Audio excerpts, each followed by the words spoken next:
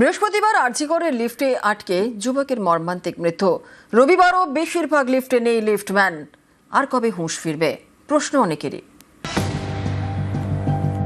এটা আরজিকর হাসপাতালের emergency building এর লিফট।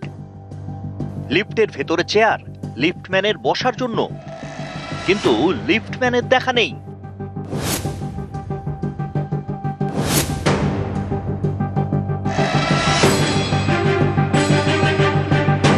এমনই একটি লিফটে বৃহস্পতিবার গভীর রাতে মর্মান্তিক ঘটনা ঘটে। লিফটে আটকে মারা যান দমদমের নাগের বাজারের বাসিন্দা অরূপ বন্দ্যোপাধ্যায়। এরপরে আরজিকরে থাকা 32টি লিফট নিয়ে নানা অভিযোগ উঠতে থাকে। তার ছেলের হাত ভেঙেছে, ট্রিটমেন্ট করতে, ও সুস্থ, লিফটে ওর ওয়াইফের সঙ্গে ছিল। তারপরে লিফটটা খুললেই বেঁচে যেত, লিফট আটকে গেছিল। না, কোনো লিফটার নেই, কেউ নেই, কোনো সিকিউরিটি নেই, কিচ্ছু নেই, নালে বেঁচে যেত। কখনো অভিযোগ উঠেছে লিফটে লিফটম্যান নেই। আগে থাকতে খারাপ ছিল, কম বেশি আমরা সেটাও জেনেছি।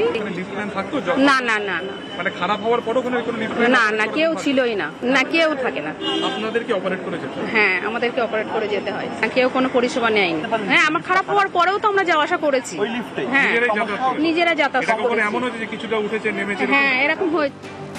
বৃহস্পতিবার লিফটে মৃত্যু, নানা অভিযোগ। রবিবারও লিফটের ছবিটা বদলালো না। এমার্জেন্সি বিল্ডিং এ 5টি লিফট রয়েছে, এর মধ্যে 4টেতেই লিফটম্যান নেই।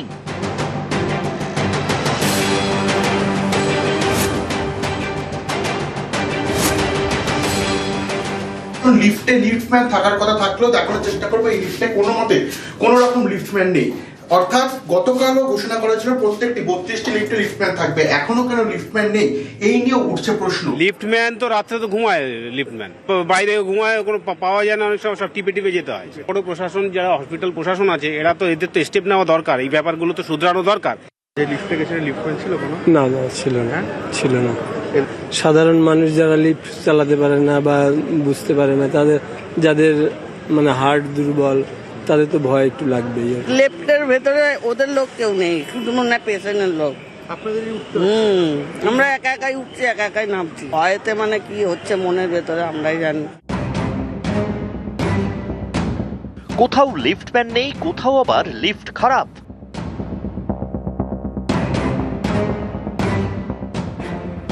আরজিকরে ট্রমা কেয়ার বিল্ডিং এর লিফটে আটকে বৃহস্পতিবার যুবকের মৃত্যু হয়।